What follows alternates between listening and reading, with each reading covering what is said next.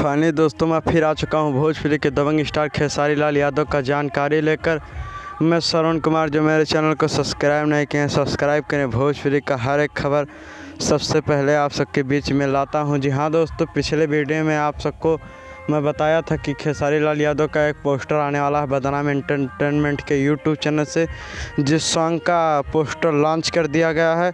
जिस सॉन्ग के पोस्टर का नाम आप सबको मैं बता देना चाहता हूँ, गलत जगह है, जो कि उस सॉन्ग को लिखे हैं कृष्णा बेदर्दी और म्यूजिक दिए हैं आर्या शर्मा और गाए हैं खेसारी लाल यादव, और फीमेल सिंगर कोई नहीं है। दोस्तों आप सबको मैं जानकारी दे दिया हूँ। जी हाँ दोस्तों, मेरा वीडियो आप सबको पसंद आए तो ज़्यादा से ज़्यादा लाइक करें, कमेंट करें, शेयर करें, सब्सक्राइब करना ना भूलें।